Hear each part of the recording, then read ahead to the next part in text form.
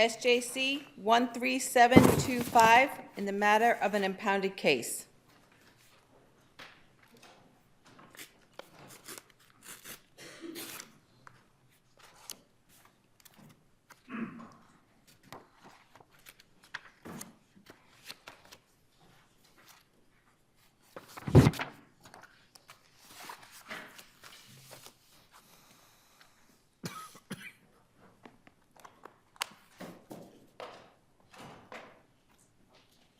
Okay, Attorney Frame, whenever you're ready.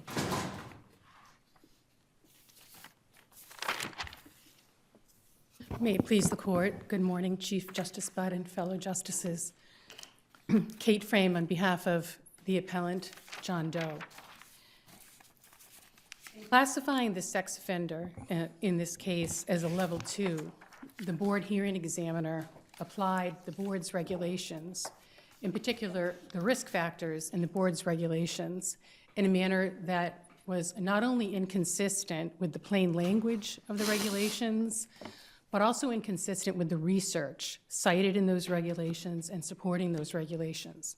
At the same time, the hearing examiner failed to fairly consider and wrestle with the mitigating facts and circumstances of Doe's only sexual offense.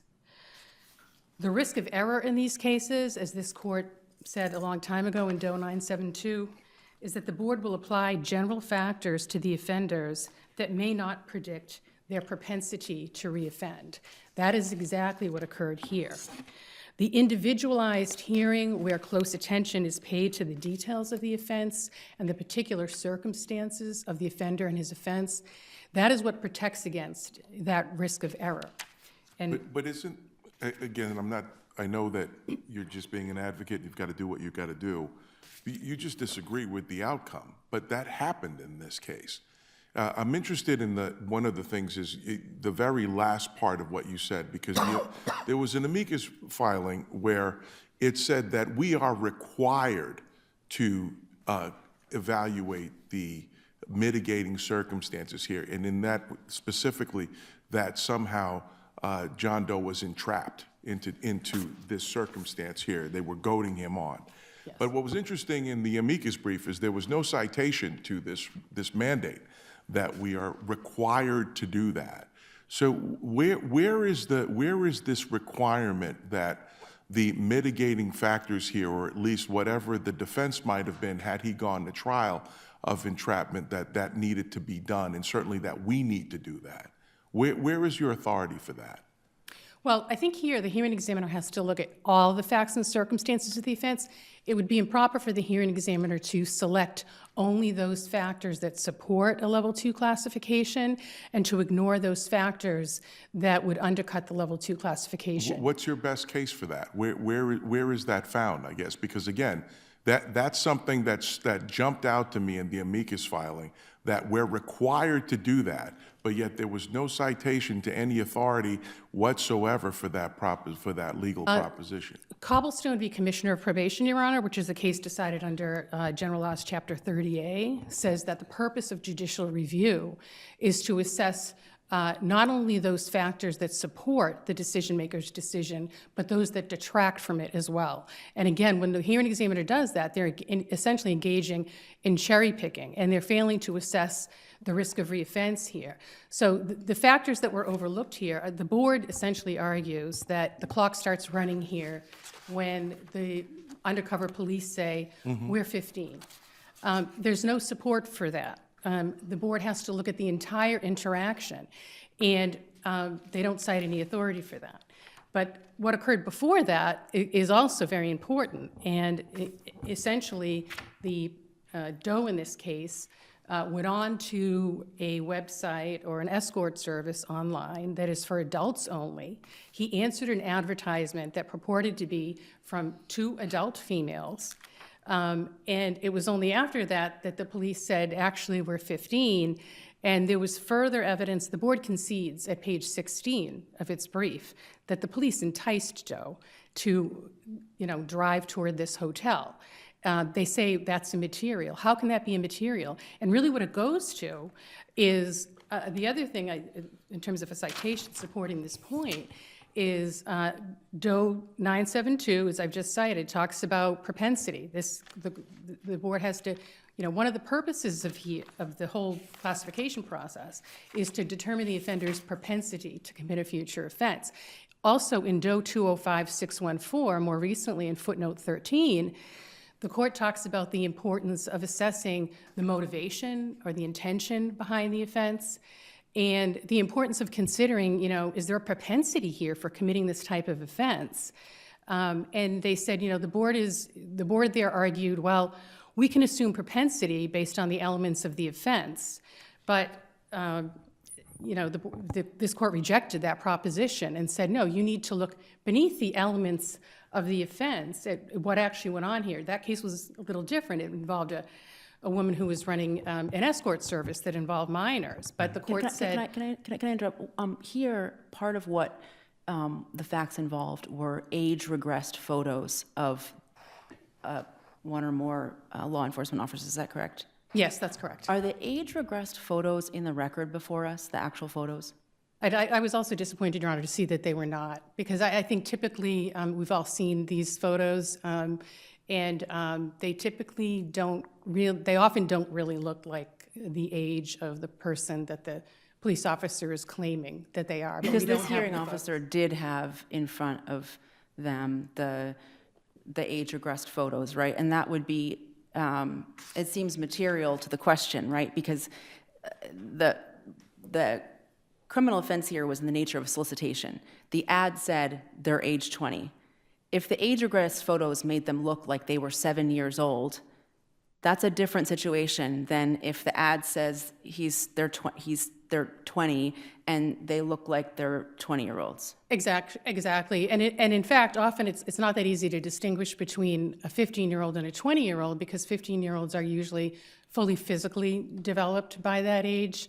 You don't have prepubescent children at age 15, and many 15-year-olds, and especially the way they're dressed in some of these images, could easily be a 20-year-old as well. But I think that the board here needs to consider, how did he get into this interaction, and what was he looking for here? What was his state of mind? And the reason, in terms of in doing so, he didn't know that it was a sting operation. Right? That's correct. But that's correct. And he was also convicted of this offense. He was convicted. Actually, he was convicted in Rhode Island of what is determined to be a like offense. So the elements don't match up exactly, and they're not required to under Doe 151564. Rhode Island talks in terms of solicitation, but the bottom line is, as far as the question of sufficiency and whether this was a regressed photograph of a 7-year-old versus a 20-year-old, the person was convicted in Rhode Island of solicitation of a child. Yes, that's correct. Yes. And I'm not saying that the entrapment, I'm not saying that the board should say, well, he wasn't really convicted of this or shouldn't have been convicted. I mean, I think it's fair to say that his trial counsel should have raised a defense of entrapment in this case. They didn't.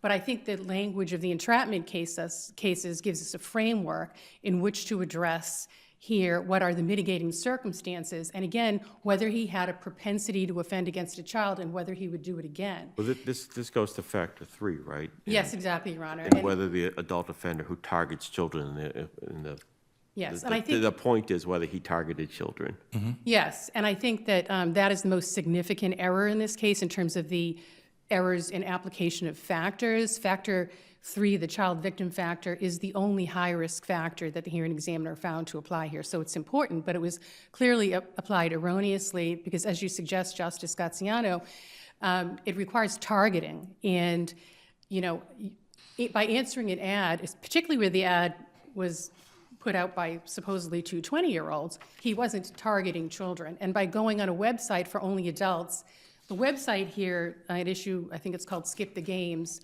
has as terms... At what point did he find out there were 2 15-year-olds?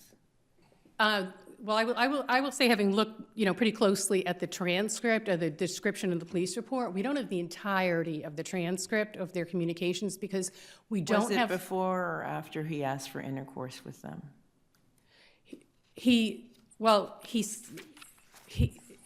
they say we're 15, and then he says, you look young, I'm concerned. They say we're 15, but we look very sexy tonight. And then he says, well, you know, I'm kind of concerned you look young, but I'm looking for, they say, what are you looking for? He says, I'm looking for FS. There's some disagreement in the record about what that means. The police say it means sexual But so intercourse. before he's looking for FS, whatever that is, Yes, yes. he learns that they're 15. He does. And in fact, there's also case law, Commonwealth v. Lowry, that says that FS means actually an hour, not a half hour. So But it there's a also little- was before he left Attleboro, wasn't it? Yes, that's correct. Right, Yeah. so he finds out that they're 15, or they purport to be 15. Yes, He asks for full service, and he gets into his car, and he drives to Rhode Island. that's correct. But the importance of, he did, and I want to finish the questions too about the child victim factor, but I will say that he did drive, and again, that's one of the many factors the hearing examiner needs to consider, those that weigh against the level 2 and those that weigh in favor of it. But the hearing examiner explicitly said that they were giving increased weight to the stranger victim criterion or factor because he immediately got in the car Yes. and went there. This isn't a situation where the engagement was just online. Rather, he knew that they were 15 years old Yes. and went. Yes. And all of his comments about, oh, maybe you're the police, that all shows that he knows it's wrong. Yes, yes. I mean, that shows he's very concerned about this, about the fact that he may be violating the law. But did it anyway. So the question is that you don't know, would he have driven the car there if he wasn't enticed? The board concedes here that he was enticed. Enticement isn't something that happens mutually. It's usually one party enticing the other party. And here, as the board concedes, the police enticed him. They say, well, we're really hot, that's too bad. We've done this before. Well, if you don't want to come up to the room, we'll walk down to the lobby. Then he doesn't want to go in the lobby, and they say, well, we'll walk outside. It's not even clear here. The suggestion seems to be, and the police report doesn't say it clearly, that he's arrested in his car because he won't go into the hotel. He even says at one point, never mind. So there are a lot of reservations here. If you look at the attempt case law in Massachusetts, That's actually different, because I was going to ask you that precise question Yes. in how we grapple with the factual impossibility scenario here. Under our case law, factual impossibility isn't a defense to solicitation cases, but this is different because this is a SORB proceeding. Is your argument that Factor 36 online offending, which has the attempt in it, yes, subsumes or captures this scenario? Exactly, Your versus Honor. the factual impossibility, which is not applicable to the other two factors? yes, because Factor 36 'Cause this has addresses online offenders, and I also want to, in talking about Factor 36, distinguish it from Factor 33, because the board here tries to collapse Factor 3 into Factor 36. They essentially try to bootstrap Factor 36. because 36 specifically says, Yes. or people they believe to be minors. Exactly, Your So Honor. that's similar Yes. to the attempt parts of our substantive Yes, crimes. and Factor 3 does not say, Factor 3 says targeted a child victim, not targeted a child victim or someone they believe to be a child victim. So Factor 3, child victim, does not contemplate the police decoy, the undercover sting. That's addressed in Factor 36, which is entitled Online Sex Okay, Offenders. So then the question I have is, Yes. do we look at our factual impossibility cases, or why shouldn't we apply our factual impossibility type of reasoning to this, where we're trying to protect people or guard people who target children, and this person targets children mistakenly so? Yes, Your Honor. So Factor 36, if we could look sort of at the organization of the regulations, factors 1 through 6 are high-risk factors. Factors 7 through 27 are risk-elevating factors. Factor 36 falls into, then there's some mitigating factors. Factor 36 is just an additional factor. There's a reason it's not listed and organized under the high-risk factors and the risk-elevating factors. It's because being an online offender is not a risk-elevating factor.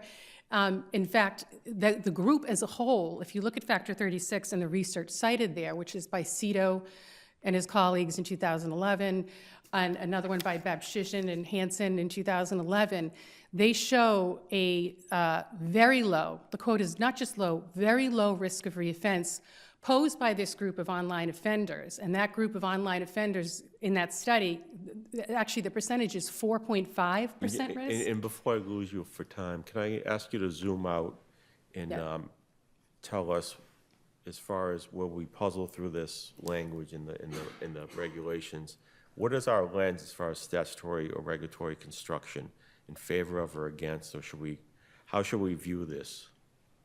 In terms of which factor? All of them, as far as the words go.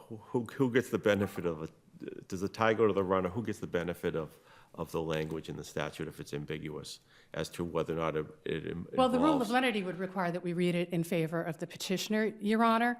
But I mean, again, I want to talk, the research cited in support of Factor 36 says that online offenders as a group pose a 4.5% risk of reoffense, a 2.0 risk of reoffense of committing a contact offense. That's still good research from 2011, and it's undisputed. And so the fact of the matter is that it's very important also to note that Factor 36 and the section which the hearing examiner... I thought as far as 36 goes, your argument was that for these sting operations, don't apply 3, don't apply 7, apply 36, because that's the only factor that's geared towards this scenario. Yes, and none of the research cited in support of Factor 3 addresses this group of offenders, but Factor 36 is important to note. Again, it's not a high risk, it's not a risk elevating, but the language, it does not relate to risk of reoffense. It relates only to dangerousness. If we look at the language there, it says that those individuals who engage in solicitation offending Well, present... if we agree with you that Factor 3 and Factor 7 don't apply, then You really don't have any high-risk factors here to support. Then he's not a level 2 He can't be a anyway. level 2, and the fact is, we may not like it may be counterintuitive, but people who commit online offenses of the type described in Factor 36, solicitation offending, it says, and I want to note, they present the greatest danger among online offenders. So that's among this group that poses a very low risk, very low. They're the most dangerous of those in the very low risk category. And also, there's nothing in that factor that addresses risk of reoffense, because they pose a very low risk of reoffense. That's why the regulation says only danger. So the fact of the matter is, most of the people who commit this offense, and the research cited there talks about the demographics of this group, there's someone who, once they've been caught, it has a tremendous prophylactic effect. They're not going to do it again, and they tend not to do it again. Sorry, can you just go back to what it means to apply Factor 36? Because you're saying that Factor 36 is what really applies here, and then you're also saying it's not a risk elevating factor. Yes. So can you describe what it means to apply a factor and yet not have it be a risk elevating factor? Because that's not totally consistent with my understanding of how the factors work. I think of them as being, the more factors you have, and especially if they're high risk, can you explain? Well, so they're all, I disagree with that, because there are risk mitigating factors that apply. But it's not listed as a risk mitigating factor. No, and there are risks, so it's listed as an additional factor, which means the examiner has to wrestle with it, apply with it, and say, okay, in these circumstances, what is this? This is an online offender. This is a solicitation offender. What do these regulations tell me about how I have to assess this person? And I can find that they might be a moderate degree of dangerousness based on this, maybe because they drove the car, even though they said, I'm not sure I'm going to get out of the car. Never mind, I'm going to drive away. That might be a moderate degree of dangerousness had they been communicating with a real child.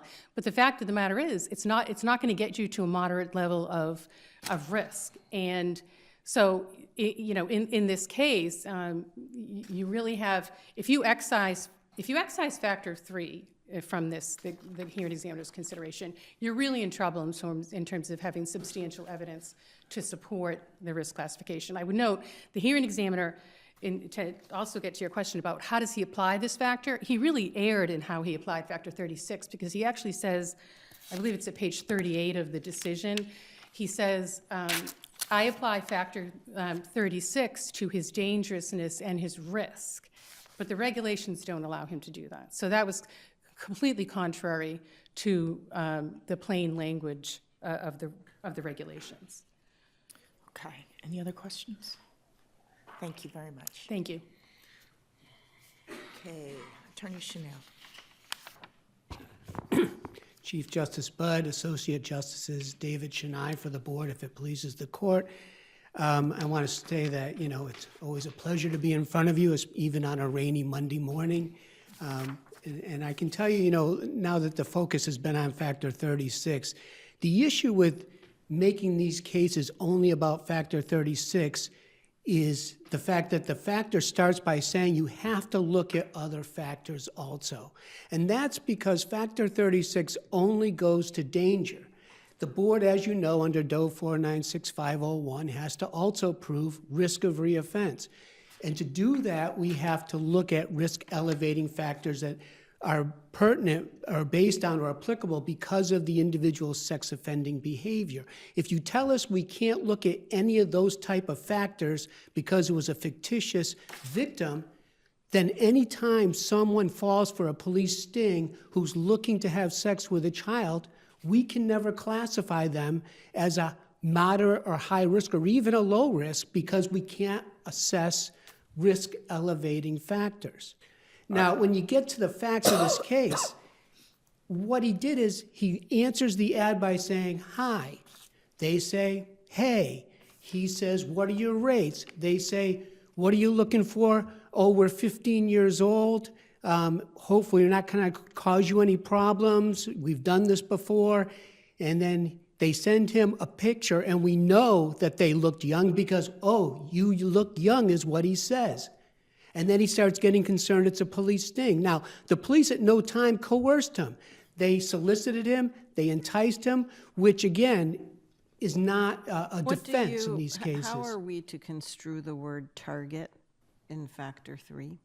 Target is when an offender starts focusing on a child and goes after that child. In this case, by the fourth text message, he knew they were 15. And he started a whole conversation. And crazy as this was, it only took him less than 2 hours to start driving to meet them. And he's texting them multiple texts between 11 o'clock and midnight.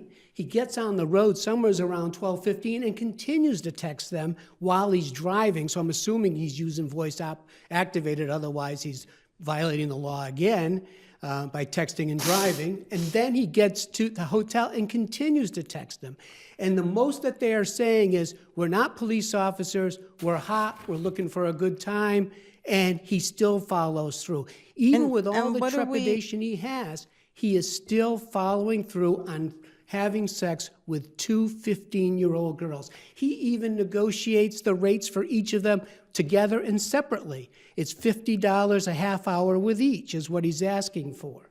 And also with respect to Factor 3, there is a difference in language between Factor 3 and Factor 36. Factor 33 does not refer to a child or a person believed to be a child, whereas Factor 36 does include that language, which would seem to incorporate the notion that it doesn't have to be an actual person or an actual child.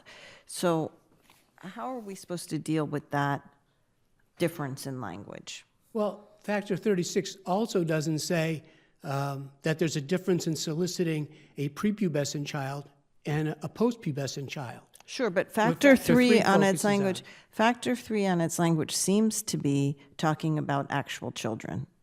Correct. Okay, so how are we supposed to then apply Factor 3 to a situation where there are no actual children involved? The way to look at it is that, and you can look at it from a number of angles. You can look at it statutorily, or you can look at it fact-based. Statutorily, enticement of a child under 16 is an enumerated sex offense. The board can then apply its factors to that, and more importantly, the board's factors also include attempts to commit crimes, which is also, enticement is basically, in this case, when it's fictitious, it's an attempt to commit a crime. But most importantly, it's when the intent of the individual, and again, enticement is an intent crime, a specific intent crime. I'm sorry to cut you off, but this is important to me. Where does the board's authority to look at attempts as well? Where does that come in? Comes in Chapter 6, 178C, for each sex offense type. At the bottom of the paragraphs of violent sex offense and sex offense, it includes the term and any attempt to commit these crimes. Okay, so if you combine the two things you just said before, enticement or solicitation is an enumerated offense. It also includes attempts, which covers non-victims, fictitious Correct. victims. Okay. Could you So- just repeat that provision again? You spoke it It's quickly. Chapter 6, Section 178C. It's the definitions of sex offenses that are applicable or enumerated for registration purposes.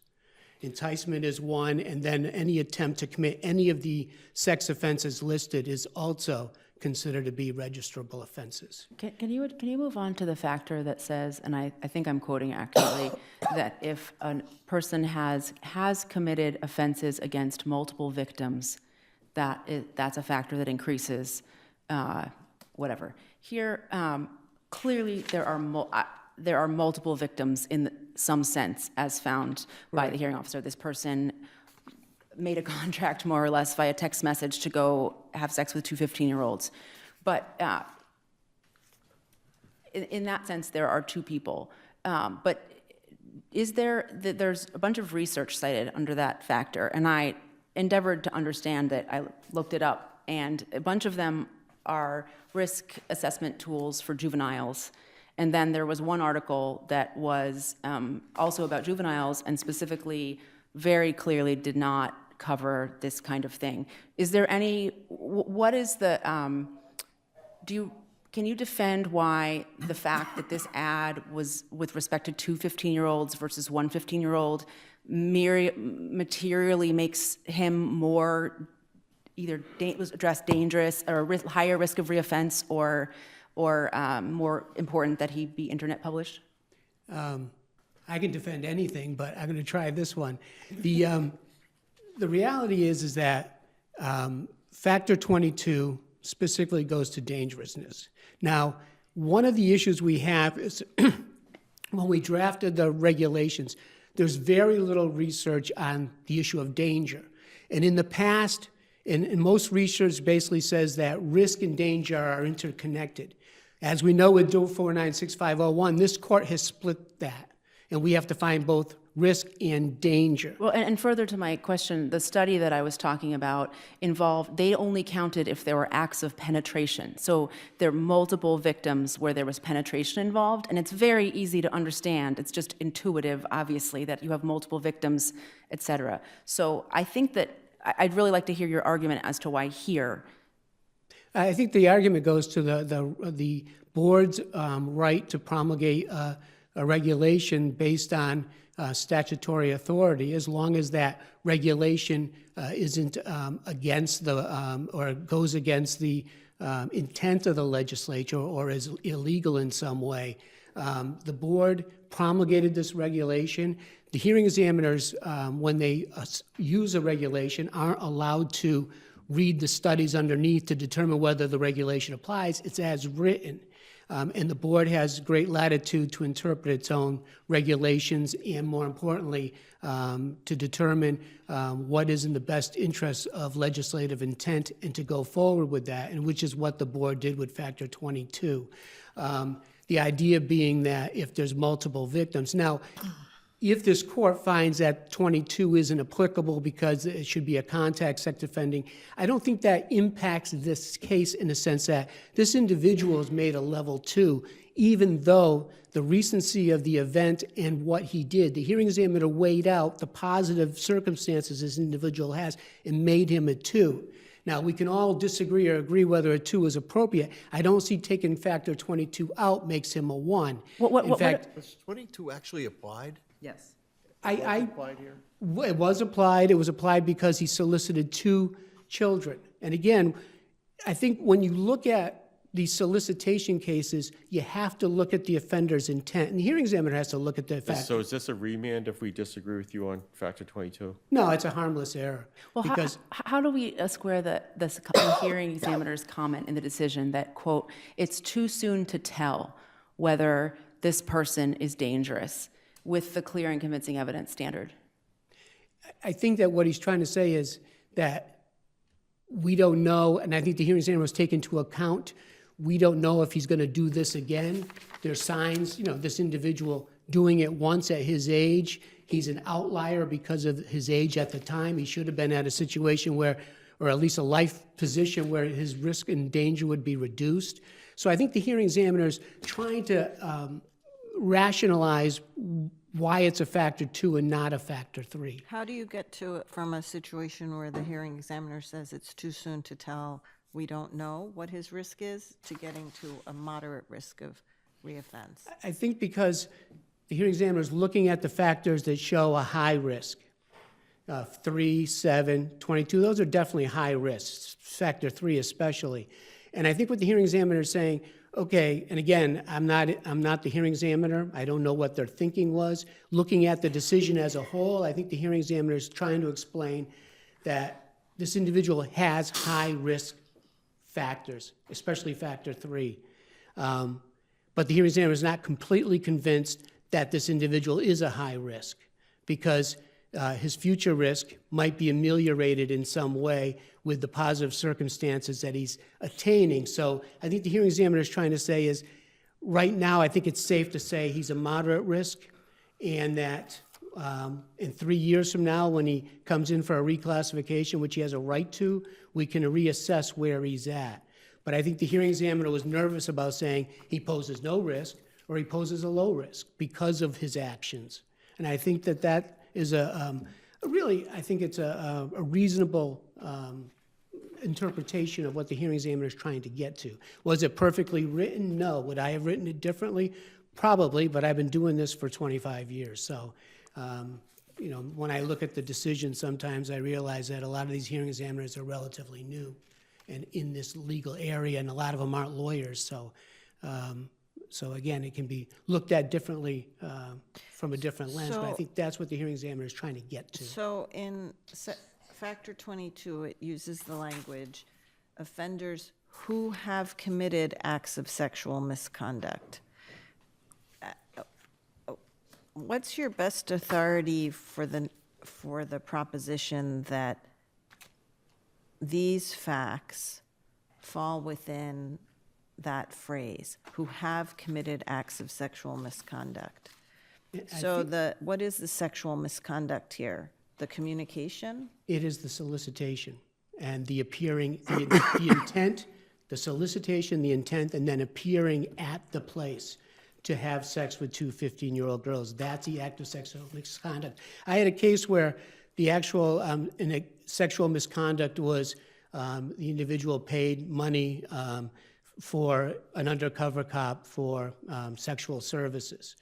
Now, that's not an enumerable sex offense, and so it's not registrable, but the appeals court said, it's a 23 decision, but basically said that an act of sexual misconduct is something that you know when you see it. And in this case, giving money for sex is illegal and therefore a sex offense or act of sexual misconduct.